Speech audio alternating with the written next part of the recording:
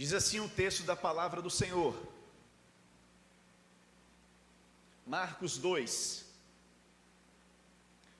Dias depois entrou Jesus de novo em Cafarnaum, e logo correu que ele estava em casa.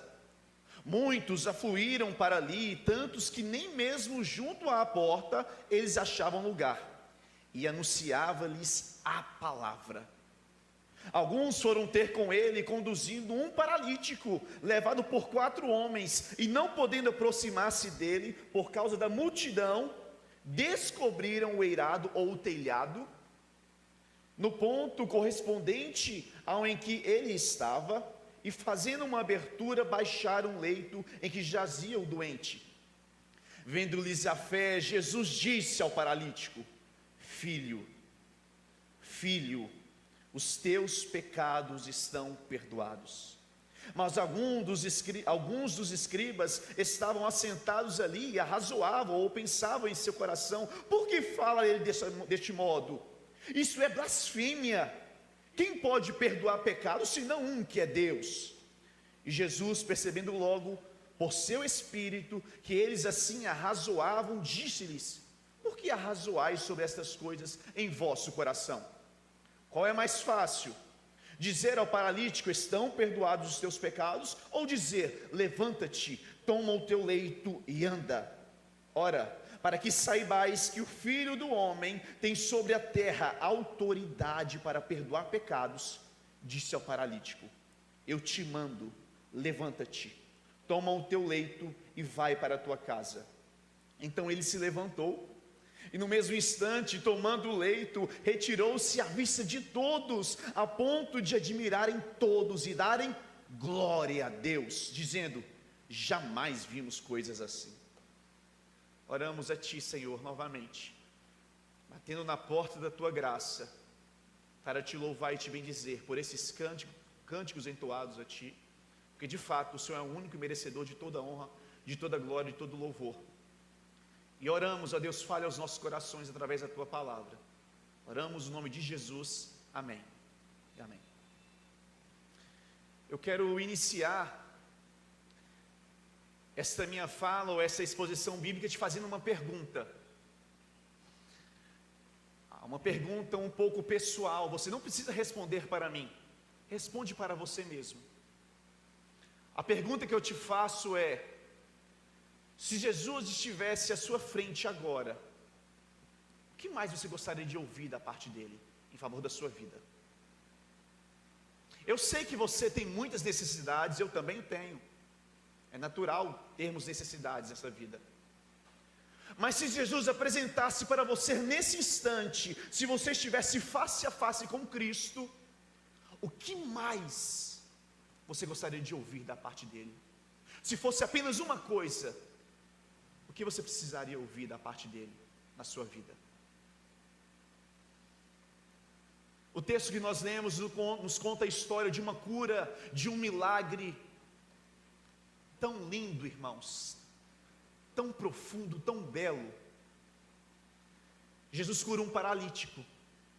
A Bíblia diz, os versos primeiro, você pode acompanhar na sua Bíblia, que depois de Jesus ter passado, e nós podemos ver esta mesma história ser contada por outros 2 evangelistas, nós chamamos de evangelhos sinóticos, Mateus, Marcos e Lucas, porque muitas histórias se assemelham entre esses livros, entre esses escritos, entre esses evangelistas. Você pode ver essa mesma história ser contada em Mateus, no capítulo 9, dos versos 1 a 8, Marcos, como nós lemos, no capítulo 2, dos versos 1 a 12, e Lucas, capítulo 5, do verso 17 a 26. E alguns vão detalhando certos pontos que outros não. Depois de Jesus ter passado o mar ou o rio da Galileia, depois de ter operado curas, sinais, ele já tinha ido a Cafarnaum anteriormente. Ele curou um endemoniado em Cafarnaum. Ele operou tantos outros milagres, curas e sinais em Cafarnaum. A fama dele começou a aflorar, a se expandir para toda aquela região. Jesus então passa e vai novamente para Cafarnaum e entra em uma casa. Ali acontece todo esse cenário. Como bem dissemos, esta fama de Jesus começou a ser espalhada, porque ele operou tantos sinais. Operou em uma festa de casamento, lá em Caná da Galileia. Ele transformou água em vinho. Ele curou leprosos. Ele curou sogra de Pedro. Ele operou tantos outros milagres. E foi-se aclamado, e foi-se dito entre todos assim: quem é este profeta que se levantou no nosso meio? Quem é este homem? Tem ele o espírito de João Batista? É porventura um profeta semelhante a Moisés? Quem é este homem? É um profeta como Elias? Um grande profeta tem se levantado no nosso meio. Muitos pensavam que Jesus era um profeta. Jesus é além de profeta, muito mais que profeta. Ele é maior que tudo, como nós cantamos. Ele era Deus presente, encarnado no meio do povo, no meio de pecadores. Dito isto, Jesus estava em casa, discorrendo ou falando da palavra de Deus. Verso 2, nós vemos isso. Mas por conta dessa fama, a multidão estava ali presente também. A multidão sempre acompanhou o ministério de Jesus. Muitos curiosos, muitos querendo ver, contemplar com seus próprios olhos milagres. Quem é esse tal de Jesus que tem operado milagres e sinais? Eu quero ver. Eu não vou deixar a oportunidade passar. Ele está aqui em Cafarnaum, eu vou lá ver esse Jesus. De tal forma que a casa se encheu de tantas pessoas que nem na porta havia lugar para se passar, não tinha mais espaço naquela casa. E Jesus estava pregando, falando da palavra de Deus. Sabe quem estava ali também? Vimos os personagens: Jesus, outros personagens, a multidão, querendo ouvir, querendo contemplar algum milagre. Sabe quem estava sentado ouvindo Jesus?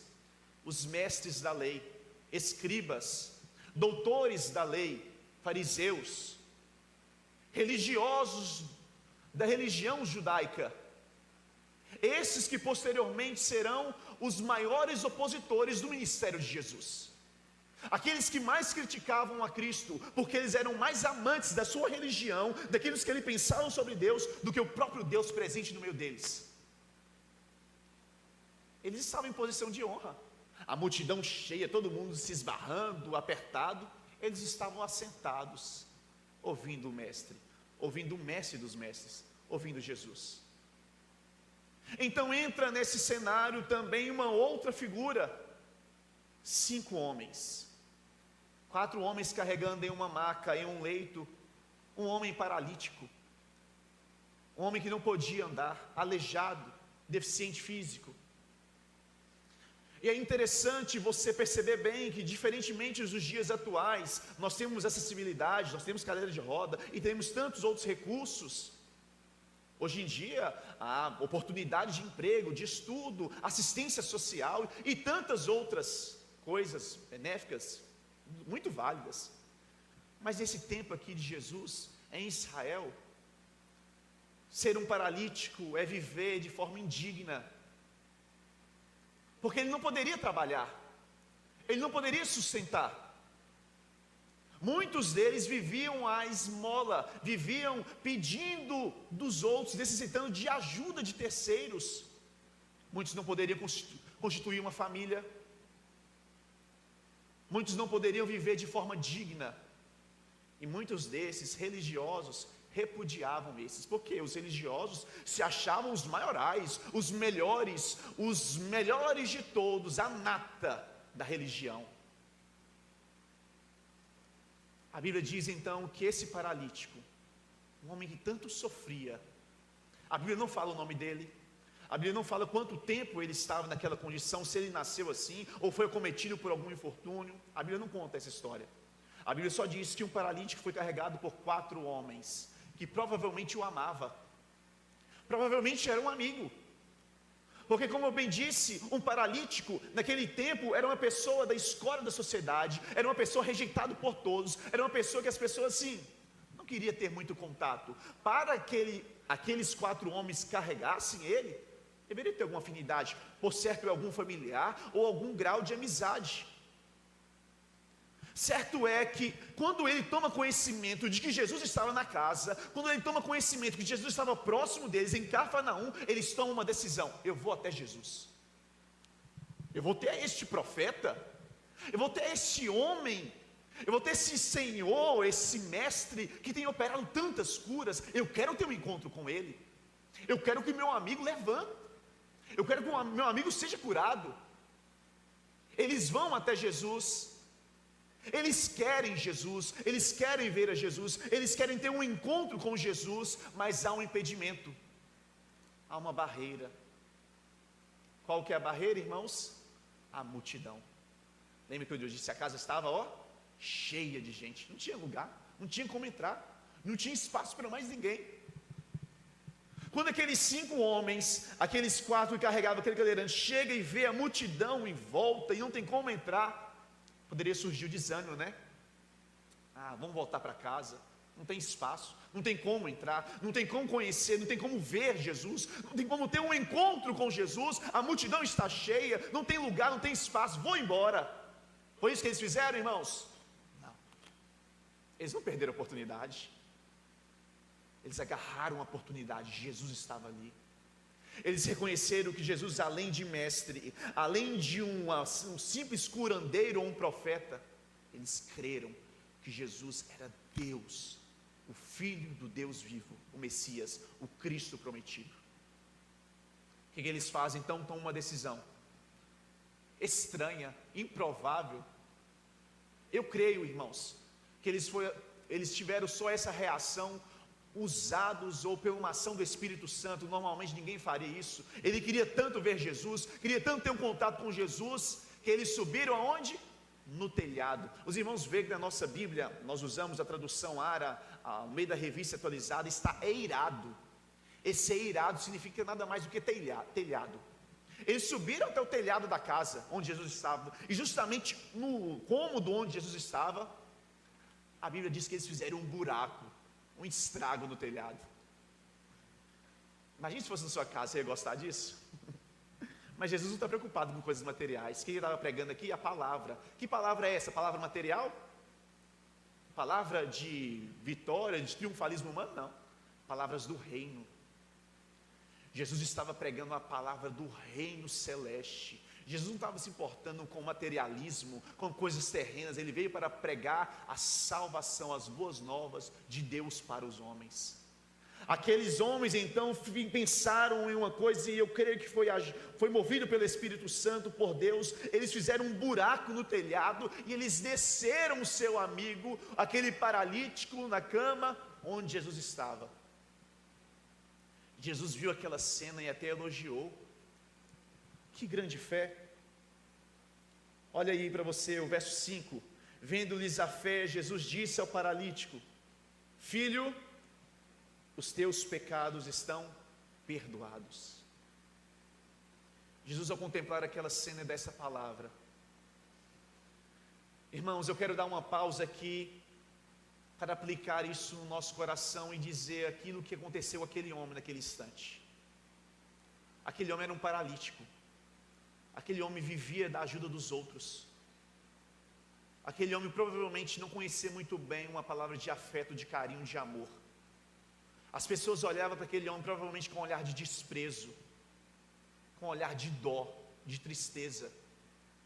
Tadinho desse homem, não consegue manter uma família, não consegue trabalhar, não consegue caminhar.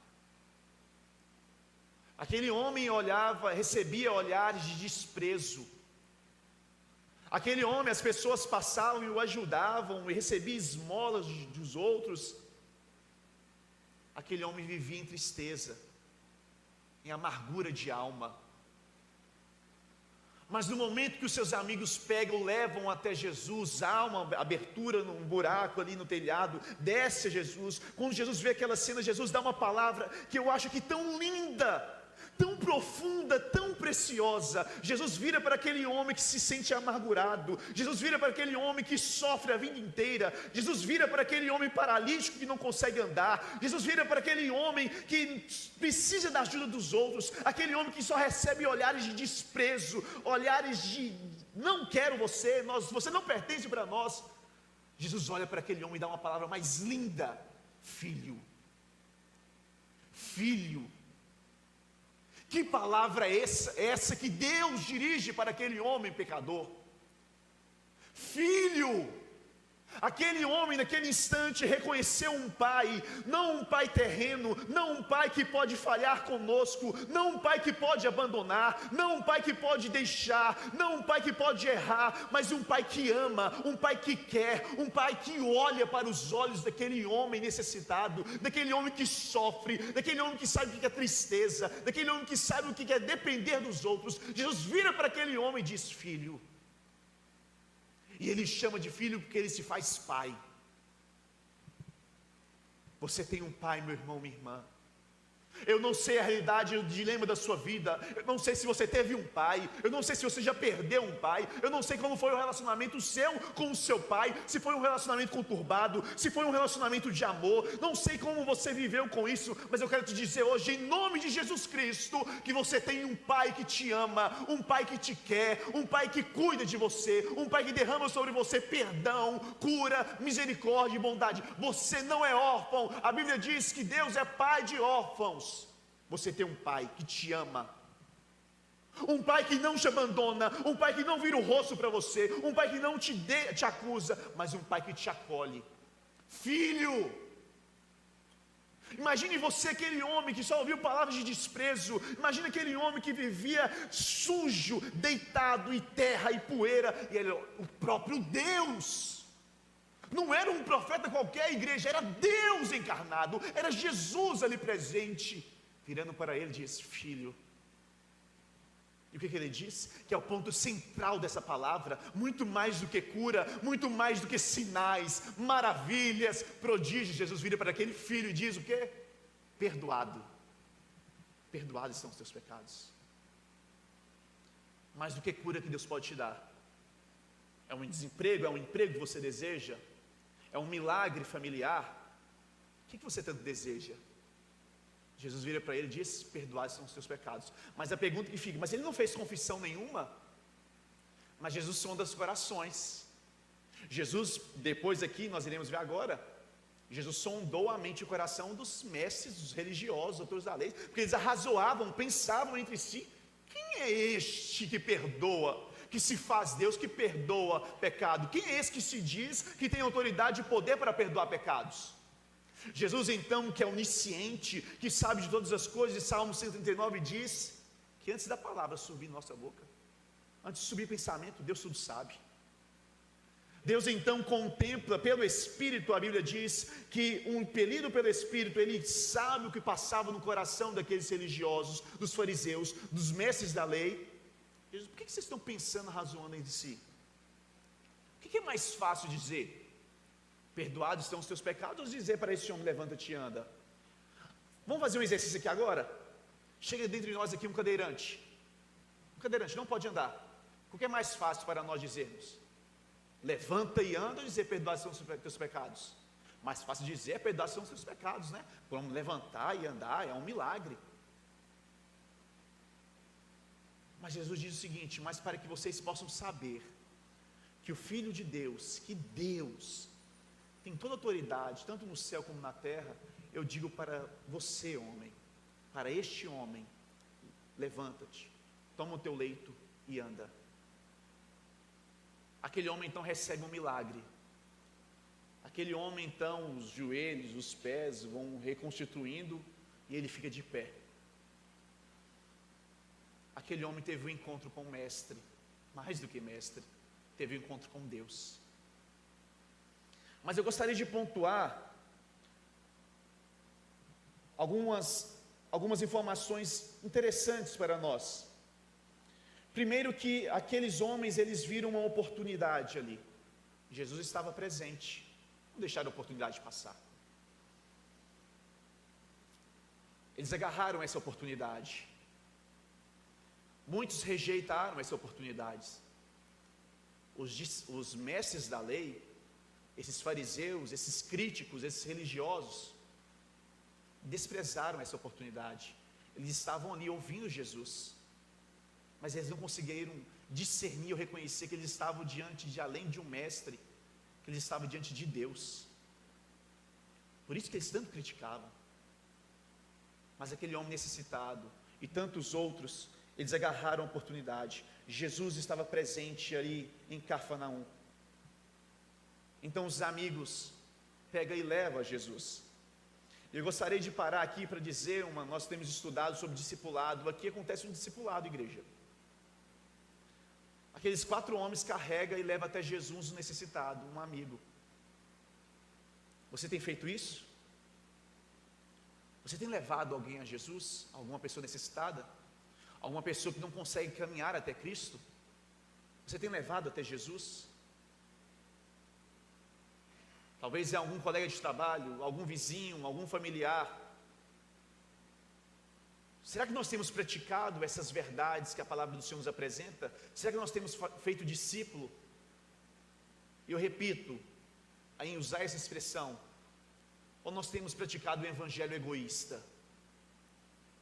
Eu estou salvo, estou me fazendo como um fariseu, como um religioso, eu estou salvo e tudo bem. Será que nós temos conduzido alguém até Cristo? Alguém que necessita? Será que você está sendo esse amigo que está levando alguém a Cristo? Se você não tem feito isso, faça isso. Pratique o discipulado. Leve a pessoas, leve em oração, leve em jejum, leve em busque ao Senhor. Faça um convite, caminhe junto. Leve essa pessoa necessitada até Cristo, para conhecer Cristo. Convide para o culto, faça uma oração, um propósito, uma busca por essa pessoa, para que Deus possa curar essa pessoa, além de curar, além de transformar, de melhorar a vida, de resolver os problemas, porque Cristo tudo pode. Além disso tudo, Ele pode perdoar e salvar dos pecados. Ou temos vivido um evangelho egoísta, pensando em mim mesmo, no meu próprio umbigo? Não, está tudo bem, eu estou salvo para o céu. Não, no imperativo que está aqui, o que a palavra nos ensina é que nós devemos levar as pessoas até Cristo, que possamos ser esses amigos, que não desanimam frente à multidão. Aqueles amigos, eles rompem em fé, como nós cantamos. A multidão poderia ser uma barreira, a multidão poderia ser um empecilho para desanimar. Não dá certo. Eles romperam a multidão, eles romperam a barreira com a fé e foram até Cristo. Qual é a multidão que tem te impedido para você ter um encontro real, uma experiência real com Cristo? Talvez é a multidão do orgulho do seu coração. Você se acha demais, você se acha conhecedor, você se acha suficiente, está tudo bem. Talvez é o orgulho, talvez também tenha sido uma questão familiar, tem sido a multidão da sua vida. Talvez tenha sido o seu emprego, que tem te atrapalhado a conhecer, a ter um encontro com Cristo, tem sido uma barreira para você, uma situação financeira, eu não sei, qual é a multidão que tem te impedido, ou que pode te impedir a ir até Cristo? Rompe essa multidão, meu irmão, pela fé, em nome de Jesus, vence essa multidão. Multidão de desânimo, multidão de incredulidade, tantas multidões que se apresentam, e nós vemos isso em todo o ministério de Jesus, multidão atrapalhando. Rompe a multidão e vá até Cristo. Não desanime, não pare no meio do caminho, persevere, permaneça. Jesus, Deus, Ele estava ali entre nós, entre aquele povo. Ele perdoa os pecados. É interessante nós notarmos que aqueles 4, que além de representar aqueles que levam, representa também, sabe o que? A igreja. E eu quero também parar aqui para te dizer uma coisa e aplicar aos nossos corações. Você pode contar com essa igreja, meu irmão, minha irmã. Está passando por alguma necessidade? Como um paralítico, você não consegue mais andar, você está desanimado, você não consegue mais caminhar nesse caminho feliz rumo à eternidade? Há uma igreja aqui que você pode contar, uma igreja que te acolhe, uma igreja que vai te levar até Cristo, uma igreja que vai orar por você aqui, não só às terças-feiras, mas uma igreja que intercede por você. Você pode contar com essa família. Esses 4 homens aqui representam a igreja, que pega o necessitado e leva até Cristo. Você está passando por algum problema, alguma dificuldade? Você está precisando de cura para a sua alma? está precisando de ter um encontro real e voltar-se para animar a sua vida, um renovo espiritual, conte conosco, conte com a igreja. Está aqui homens, mulheres, homens de Deus, mulheres de Deus, contem conosco, nós estamos aqui para caminhar juntos. O texto, o ponto central é, além de perdoar, ele também cura, mas o perdão é maior que qualquer outra bênção, maior que de ser curado, maior do que um paralítico levantar, é o perdão de Deus. Mas por que perdão? Nós somos pecadores. A Bíblia diz que todos pecaram e decaíram, foram da glória de Deus. Por conta do pecado original dos nossos primeiros pais, Adão e Eva, nós vivemos, o mundo vive, nós chamamos na teologia de depravação total. O homem se faz depravado por natureza, o homem não quer Deus, o homem está morto espiritualmente, porque foi a palavra que Deus disse para Adão: se comer daquele fruto, certamente morreria. E morte para Deus aqui é morte espiritual, é desligar-se de Deus. O homem passa então a viver numa condição de pecado, distante, separado de Deus. A pergunta que fica é: e agora? Já que o nosso coração natural sempre se inclina para o pecado, sempre se inclina para aquilo que é mal, para desobedecer a lei, a palavra de Deus, como voltar-se para Deus? Como ter essa comunhão restaurada? Como ter esse perdão de Deus? Somente através da pessoa de Jesus Cristo, o único mediador entre Deus e os homens, aquele que é o caminho, a verdade e a vida. Sem Jesus você não pode ir até Deus. Para você ter o seu perdão, para que você possa receber esse perdão de Deus dos seus pecados, é necessário Jesus Cristo habitando na sua vida, é necessário a fé nele. Além de uma cura, o perdão é maior do que todas as outras coisas.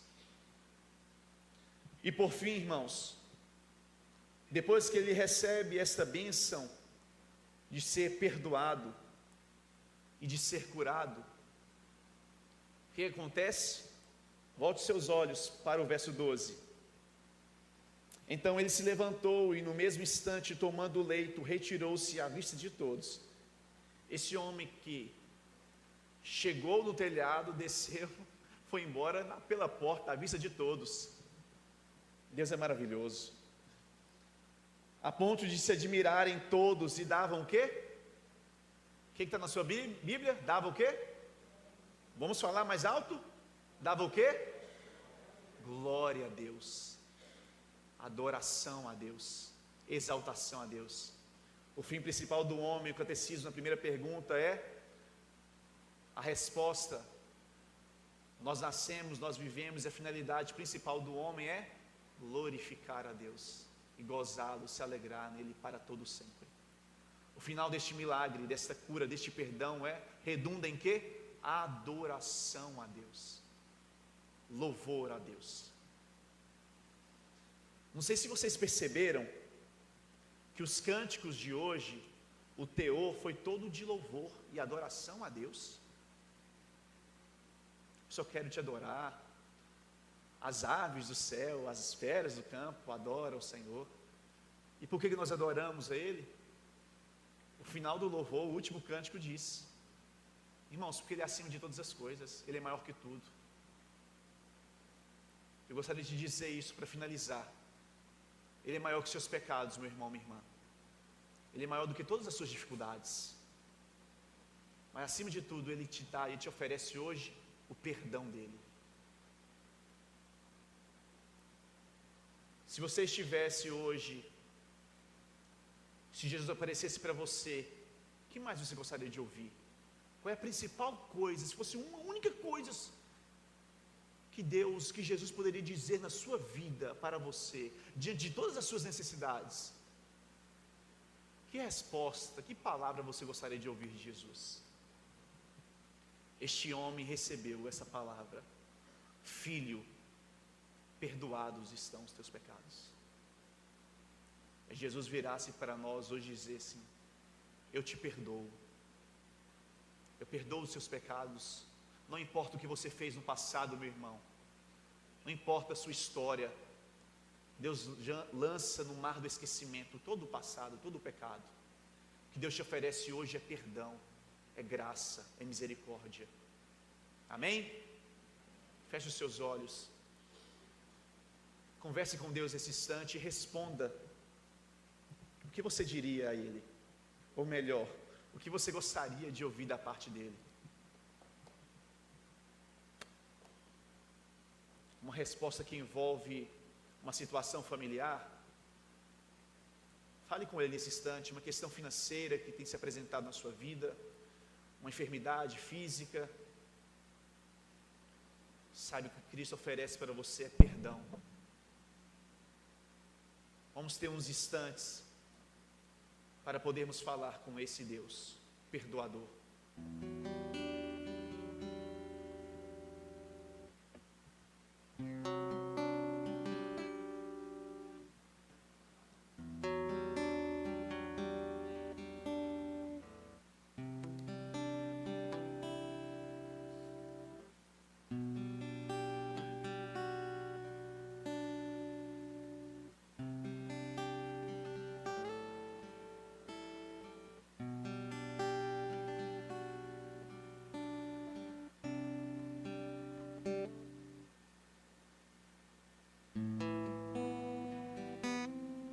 Se você ainda não teve um encontro com esse Deus, não deixe a oportunidade passar. Hoje é um dia de renovo. Hoje é um dia, a oportunidade para você voltar-se para esse Deus que é perdoador. Para esse Deus que olha para você e te chama de filho, de filha. Esse Deus que te ama. Você tem a oportunidade de ter um encontro real com esse Cristo hoje. Não deixe a oportunidade passar, meu irmão. Não deixe a multidão dos problemas te impedirem de ter este encontro. Não importa o que os amigos vão dizer, a família vai dizer. Cristo é tudo. Agora, se você já recebeu este perdão de Deus, se você já teve esse encontro real com esse Salvador, com este perdoador, você pode fazer como este povo aqui fez essa história. Admiraram e davam glória a Deus. Glorifique a Deus nesse instante no seu coração. Adore a Deus pelo perdão dos seus pecados. Adore a Deus porque Ele te salvou, Ele te elegeu, Ele te escolheu antes da fundação do mundo. Ele enviou Jesus Cristo, Ele te deu a coisa mais preciosa, o Filho unigênito dEle, para que você não perecesse, para que você não fosse ao inferno, mas que você pudesse ter a vida eterna. Agradeça a Ele, adore a Ele. Ele é merecedor.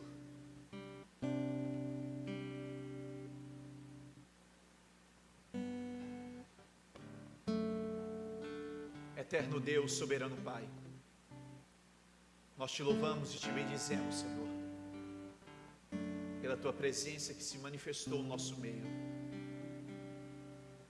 Te louvamos, ó Deus, pelo grande amor do Senhor para com as nossas vidas. Verdadeiramente, se não fosse o amor do Senhor, nós não estaríamos aqui. Se não fosse a paciência, a graça do Senhor foi demonstrada e derramada sobre as nossas vidas. Obrigado, Pai, porque mesmo sem merecermos, mesmo sabendo quem somos, o quão falhos, o quão pecadores nós somos, mesmo assim o Senhor tem perdão para nos oferecer. Mesmo assim o Senhor nos levanta quando caímos. Mesmo assim o Senhor cura as nossas feridas.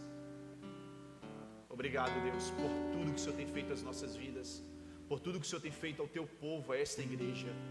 Obrigado por este culto, por esses períodos passados na Tua presença, de cântico, de adoração, de reflexão da Tua palavra. Obrigado, Senhor.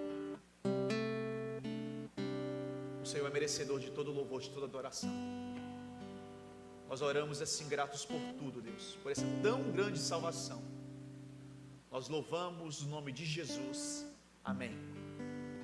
Amém, igreja. Nosso culto se encerra. Que você possa ter a melhor semana da sua vida. Que Deus te abençoe. Que a graça e a paz do Senhor esteja sobre você, sobre a sua casa, sobre a sua família. Viva este amor. Leve pessoas, amigos a Cristo. olhe a multidão, meu irmão e irmã. Você é filho, você é filha. Leve até Cristo. Participe conosco das programações. Terça-feira é um período de oração. Venha, ore conosco. Estudo bíblico na quinta-feira. Nós estamos aqui para te servir. Vamos caminhar juntos até o céu, até a eternidade. Amém? Podem contar conosco. Graça e paz a todos.